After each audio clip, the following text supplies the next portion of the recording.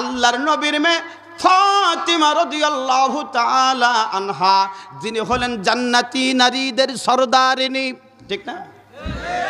এই ফাতেমার সঙ্গে আপনি জান্নাতে যাইবেন, জোরে বলেন না সুবহানাল্লাহ। অথচ আমার মা বোনদের দিলের ভিতরে কবরের আযাবের ভয় নাই, মৃত্যুর আযাবের ভয় নাই, জাহান্নামের আযাবের ভয় নাই, ফুলসিরাতের ভয় নাই, যার কারণে আজ মা নামাজ পড়তে চাও না, আজ বোন নামাজ পড়তে চাও না, আজ বোন পর্দায় থাকতে চাও না। অথচ খাদিজা রাসূলের স্ত্রী, যেই খাদিজার উপরে আল্লাহ খুশি, যেই খাদিজার উপরে রাসূল খুশি, এরপরও খাদিজার দিলের ভিতরে কবরের আযাবের ভয়, খাদিজার দিলের ভিতরে জাহান্নামের আযাবের ভয়, খাদিজার দিলের ভিতরে ফুলসিরাতের ভয়, খাদিজার মৃত্যুর আযাবের ভয়। জোরে বলেন ঠিক না? আল্লাহর রসুল যখন খাদিজাকে বিবাহ করলেন, খাদিজার বয়স ছিল 40, রসুলের বয়স ছিল 25, ঠিক না? বয়সের দিকে বড় কে? খাদিজা। এই খাদিজা যখন রাজি হয়েছে, প্রস্তাব দিয়েছে, রসুল কিন্তু প্রস্তাব দেননি, খাদিজা তার বান্ধবীর মাধ্যমে প্রস্তাব দিয়েছেন রসুলকে। এইটা যখন চারিদিকে ছড়াই গিয়েছে যে খাদিজা একজন ধনাঢ্য ব্যক্তি, সে একজন অসহায় ব্যক্তিকে সে বিবাহ করতে চাচ্ছে, এই কাজটা কি সে ঠিক করতেছে? এই যে কানাগাসা শুরু হয়ে গেল। শেষকালে খাদিজা কি করলেন? সবাইকে ডাকলেন, সবাইকে ডেকে বললেন, আচ্ছা বলো, আমি ধনী না আব্দুল্লাহর বিটা মুহাম্মদ ধনী? সবাই বলে আপনি ধনী। তখন খাদিজা বলল, শোনো, আমার যেই সম্পদ আছে সকল সম্পদ আমি আব্দুল্লাহর বিটা মুহাম্মদকে দান করে দিলাম। আর ওদের আল্লাহু আকবার। এবার খাদিজা জিজ্ঞাসা করলেন, এবার বলো, আমি ধনী না আব্দুল্লাহর বিটা মুহাম্মদ ধনী? জোরে বলে না কেন? আল্লাহ রসুল ধনী না? আল্লাহ রসুল ধনী। এই জন্য এই খাদিজাকে রসুল যখন বিবাহ করলেন, বিবাহ হয়ে গেল, আল্লাহ রসুল খাদিজা বেঁচে থাকা অবস্থায় কোনো দিন খাদিজার উপরে চোখ গরম করে কথা বলা লাগে নাই, মুখ ঝাঁকি করে ভার করে কথা বলা লাগে নাই। আবার খাদিজাও কোনোদিন রসুলের উপর মুখ ভার করে কথা বলে নাই, ঝাঁকি দিয়ে কথা বলে নাই। তাহলে বোঝা যায় রসুলও খাদিজার উপরে খুশি, খাদিজাও রসুলের উপরে। যারা বলেন, এই জন্য যদি স্ত্রী মারা যায়, স্বামী যদি আল্লাহর কাছে দোয়া করে, আল্লাহ আমার স্ত্রী খুব ভালো মানুষ ছিল, আমার খুব খেদমত করতো, আমার খুব মহব্বতের ছিল, ও আল্লাহ আমি তোমার কাছে আমার স্ত্রীর পক্ষ হয়ে তোমার কাছে ক্ষমা চাই, আল্লাহ তুমি আমার স্ত্রীকে মাফ করে দাও। আল্লাহ স্বামীর দোয়া কবুল করে স্ত্রীরে মাফ করে দেয়।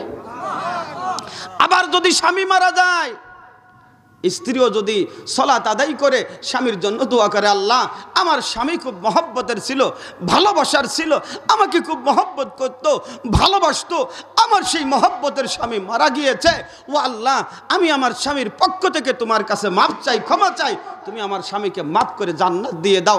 আল্লাহ স্ত্রীর দোয়া কবুল করে স্বামীরে মাফ করে দেয়। পিছনের বাইরে কি স্ত্রীর দোয়া নীতি চান না? একটু জোরে বলা যায় না সুবহানাল্লাহ?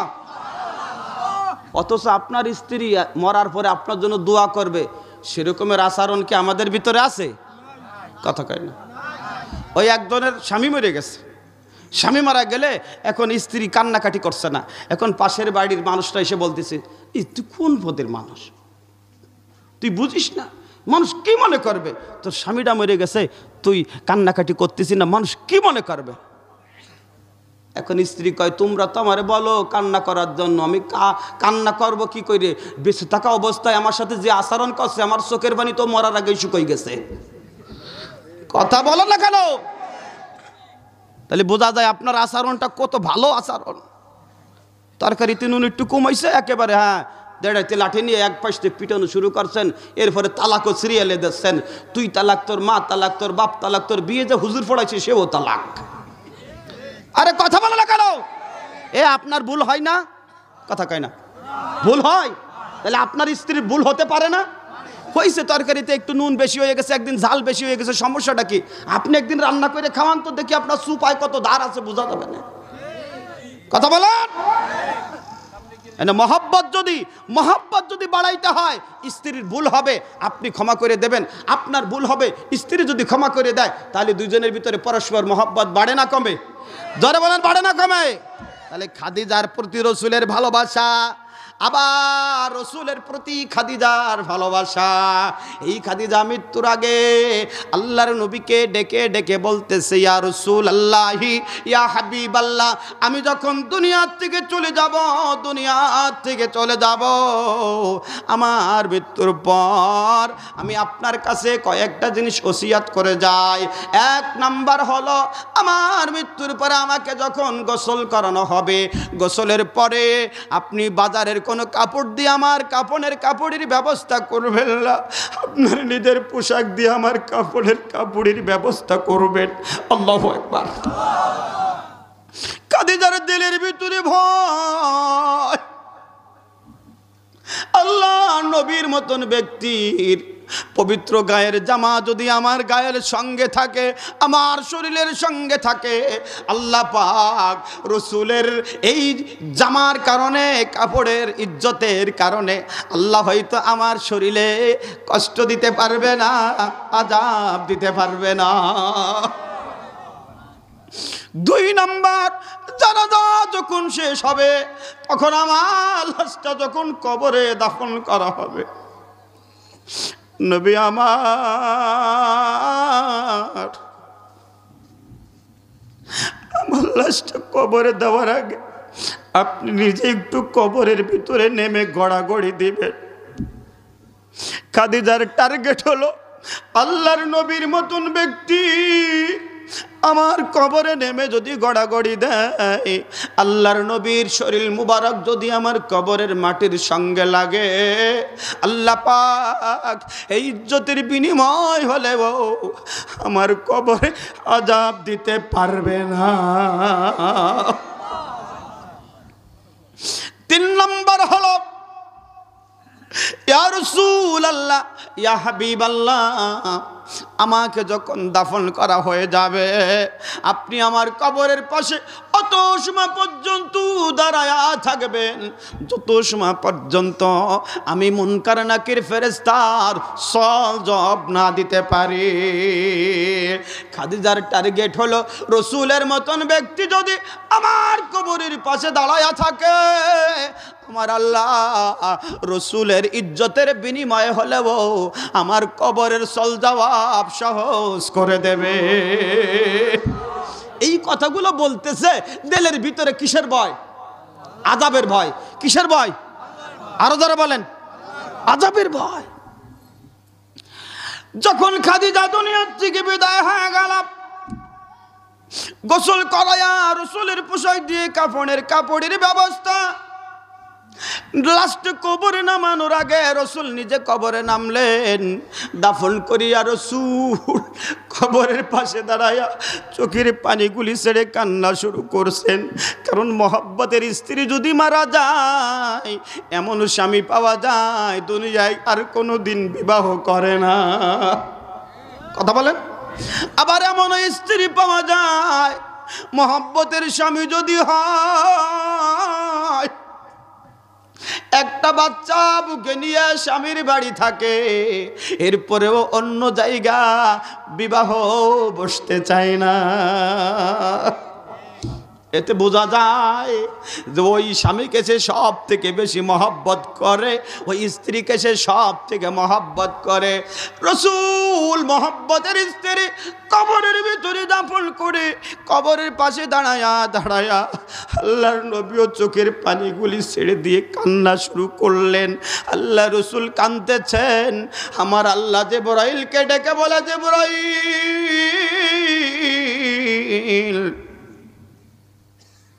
সালাম দিয়ে আমার নবীকে বলে দাও, আমার নবীকে জানায় দাও, রসুলের খাদিজার কবরের পাশে দাঁড়ায় কান্না করা লাগবে না। আমার নবী যে খাদিজার সওয়াল দেওয়ার জন্য দাঁড়ায় আছে, রসুলকে বলে দাও দাঁড়ানো লাগবে না, কারণ খাদিজার দায়িত্ব আমি আল্লাহ নিজে গ্রহণ করেছি। জোরে বলেন নারে তাকবীর। খালি বোঝা যায় খাদিজার উপরে আল্লাহর নবী খুশি, খাদিজার উপরে আল্লাহও খুশি। আল্লাহু আকবার। ও মা, এই জন্য এমনভাবে আপনাকে আত্মসমর্পণ করতে হবে, আল্লাহর হুকুম মানতে হবে, আল্লাহর গোলামি করতে হবে। যেইভাবে গোলামি করলে আল্লাহর নবী খুশি হয়, আল্লাহ খুশি হয়, কবরের আযাব বন্ধ হয়ে যায়, কবরের সলজব সহজ হয়ে যায়, ময়দানে হাশরে ফুলসিরাত বিদ্যুতের গতিতে পার হওয়া যায়। আল্লাহর চিরস্থায়ী জান্নাত, ওই জান্নাতে প্রবেশ করা যায়। যদি বলুন সুবহানাল্লাহ। পর্দা করে চললে তুমি ওরে ফাতেমারি সঙ্গে তুমি, ওরে ফাতেমারি সঙ্গে তোমার জান্নাত হইবে, ফাতেমার সঙ্গে তোমার জান্নাত হইবে। সাবধানে থাকিও নারী পর্দার আড়ালে, হাদিস কোরআন হারাম লেখে অন্য দেখিলে, সাবধানে থাকিও নারী পর্দার আড়ালে। ধরা বলেন ঠিক না? দেখবেন কলার যদি কভার থাকে 20 টাকা হালে বিক্রি হয়, ঠিক না? এখন আপনি যদি মনে করেন আমার খরিদ্দারের কষ্ট হবে, এই কলার কভার যে কোনো জায়গা ফেলালে অ্যাক্সিডেন্ট ঘটতে পারে, এই জন্য আপনি বাড়ির থেকে নিয়ত করলেন মুসল্লিকে বা খরিদ্দারকে কষ্ট দেব না, দুর্ঘটনা হোক এটা আমি চাই না, এই জন্য কলা চুলি আপনি বাজারে নিয়ে গেলেন। বলেন তো এই কলার হালি কত?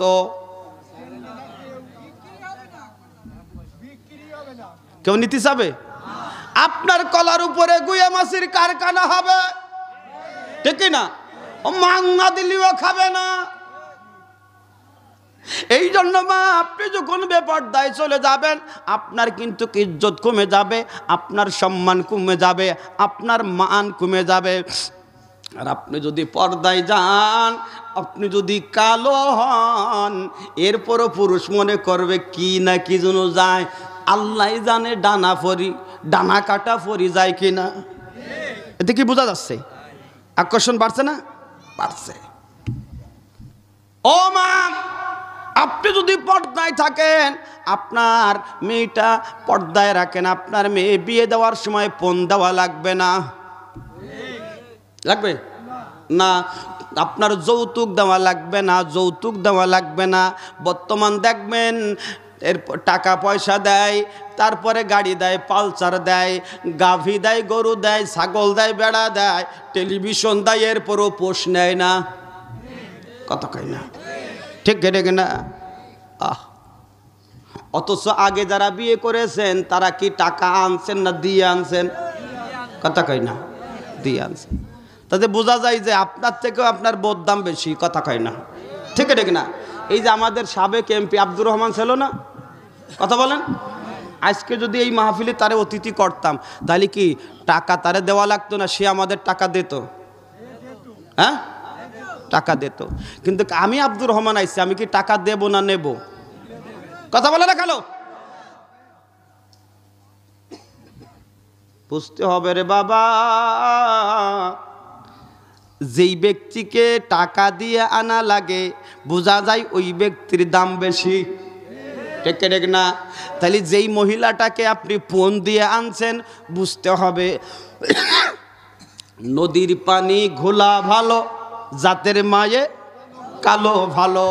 যেই মেয়েটা জাতের মেয়ে, ওই মেয়েটাকে টাকা দিয়ে পণ দিয়ে আপনি আনবেন, প্রয়োজনে জমি দিয়ে আনবেন। কথা বলে না কেন? আর যেই মেয়েটার চরিত্র ভালো না, যেই মেয়েটার ব্যাপারে অনেক রিপোর্ট আছে, দেখবেন ওই মেয়েটাকে বলে দেখো কোনো কায়দায় ছাড়াই দেওয়া যায় কিনা, প্রয়োজনে পালসার গাড়ি দেব, টেলিভিশন দেব, গরু দেব, গাভী দেব, এরপরও শ্বশুর হওয়া যাচ্ছে না। কথা বলে রাখেন। এই জন্য কবি বলেছেন গরু দিবা, গাভী দিবা, দিবা থালা বাটি, এরপরে মেয়ের বাবা শ্বশুর হইবা খাটি। কথা বলে না কেন? হ্যাঁ, আছে না এরকমের? এই জন্য মা, আপনিও পর্দায় থাকেন, আপনার মেয়েকে পর্দায় রাখেন।